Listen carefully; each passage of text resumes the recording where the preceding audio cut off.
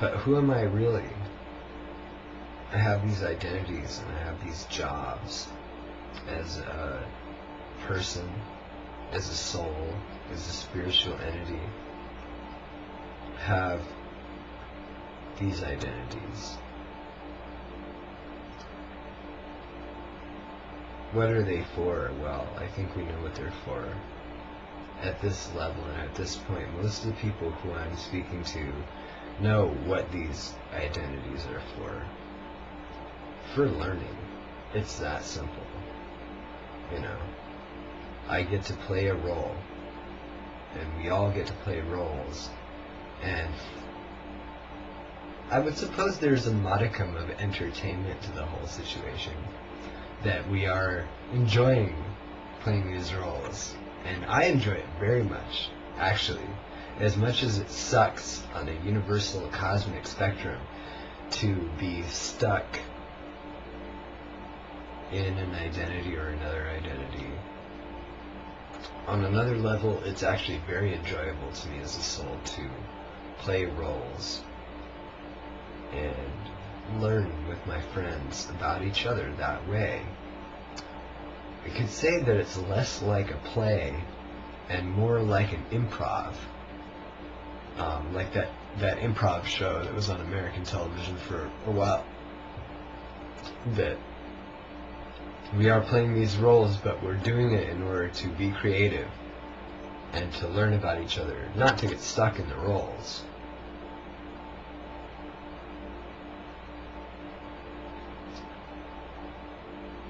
That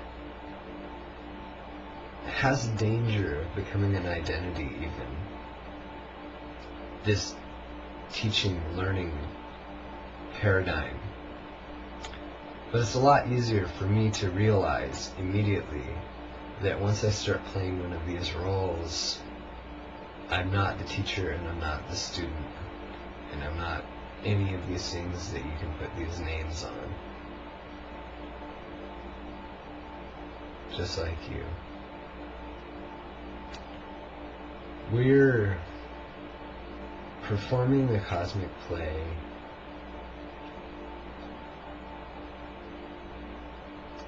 and the details are important, so let me get back to the details here a little bit.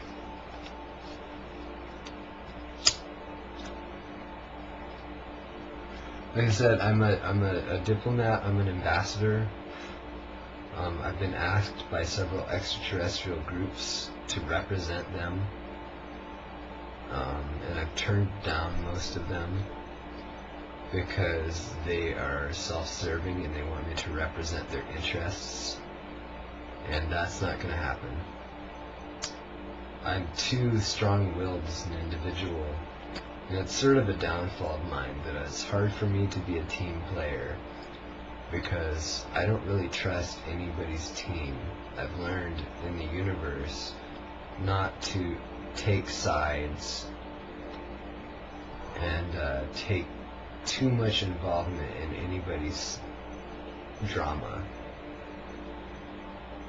I am involved though, because I have, I don't know, I would say compassion sounds too honorable and high and mighty to say that I have so much compassion, but that's the word that I'd probably use to describe it.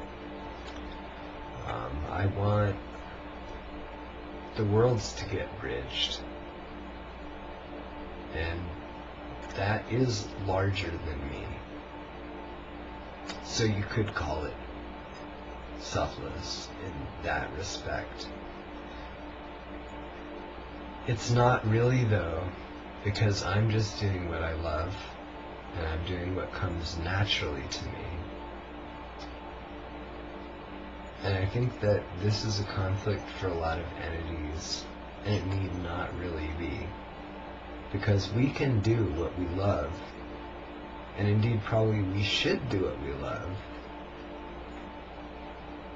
and have that be our selfless service. Absolutely selfless service doesn't sound like it's gonna move a person anywhere unless this is exactly what they need for their development. You have these ideas of entities like Bodhisattva who are totally selfless. They have sacrificed their entire path toward enlightenment for the sake of other beings progressing. It's been pointed out to me a couple of times, and I've realized it very deeply, that this is actually not a very this is not an impeccable path, this selfless service in this way, because it's in denial of self. So, can we get to a place where we're serving selflessly without being in denial of self? I think that's possible.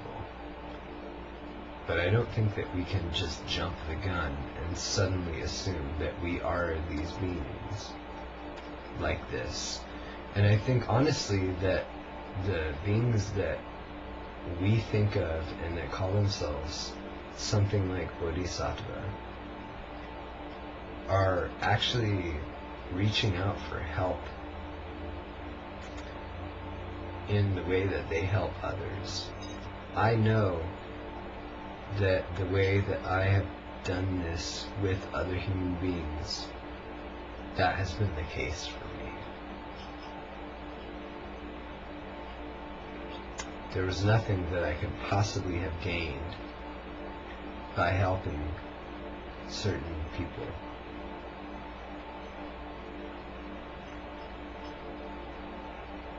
But still, I feel like I gained through the experience of loving.